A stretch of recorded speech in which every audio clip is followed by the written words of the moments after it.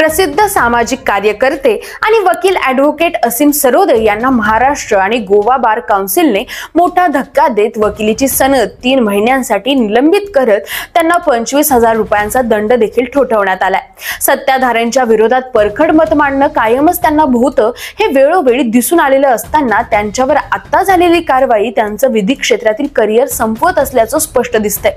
काहीच दिवसात शिवसेना पक्ष ठाकरे विरुद्ध शिंदे या खटल्यासंबंधी सुप्रीम कोर्टाने दिलेल्या तारखेमध्ये वाद प्रतिवाद होणार आहेत। त्या अगोदर ठाकरे यांचे वकील सरोदे यांची सनद रद्द करत राजकारण होतंय का? निलंबनाची कारवाई व्हावी एवढं त्यांनी नक्की काय केलंय?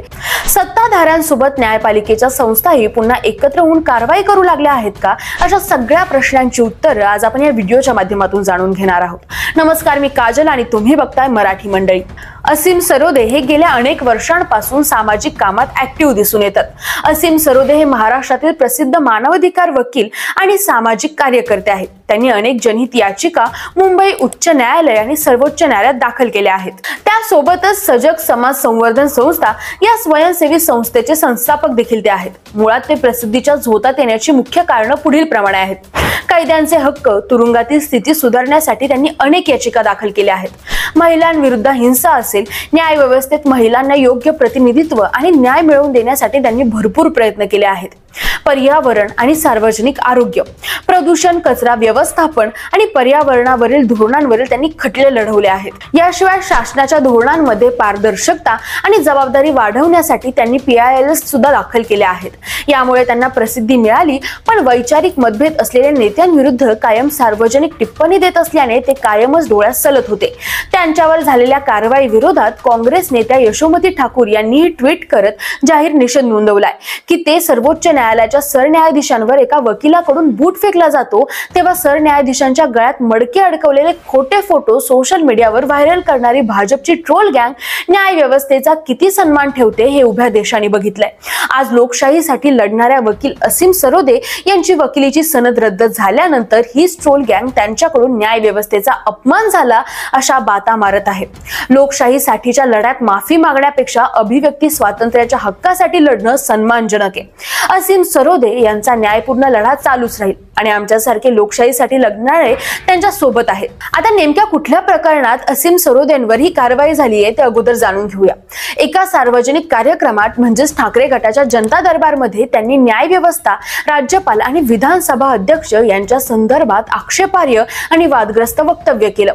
न्याय व्यवस्था सरकारच्या दबावाखाली आहे, राज्यपाल फालतू आहेत, त्यानंतर त्यांच्यावर कायम टीकेची झोड उठत गेली। या वक्तव्याला समर्थन देणारे काही कमी नव्हते, पण टीका अधिक प्रसिद्ध झाली। आता याच पार्श्वभूमीवर त्यांचे हे वक्तव्य अशोभनीय, गैरजबाबदार आणि बदनामीकारक असल्याचं नमूद करत बार काउन्सिलकडे तक्रार दाखल करण्यात आली होती। तक्रारदाराने 19 मार्च 2024 रोजी सरोदे यांना लेखी माफी मागण्याची संधी दिली होती, पण मी काही चुकीचं बोललो नाही, त्यामुळे माफी मागायचा संबंधच येत नाही म्हणत ते वक्तव्यावर ठाम राहिले।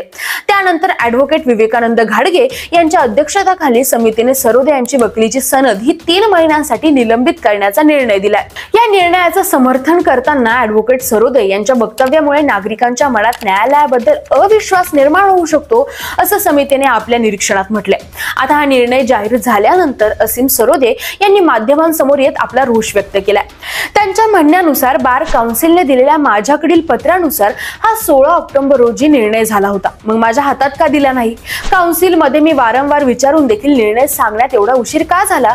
याचं सरळ उत्तर हे आहे की सध्या जे ठाकरे विरुद्ध शिंदे यांच्या शिवसेनेवरून खटला सुप्रीम कोर्टात मी लढवते त्या खटल्याला आमची बाजू भक्कम ठरत असल्याने सत्ताधाऱ्यांनी रडीचा डाव खेळत कोर्टाच्या तारखे अगोदर माझी सनद रद्द केली आहे। मी त्या विरोधात न्यायालयात दाद मागणार आहे।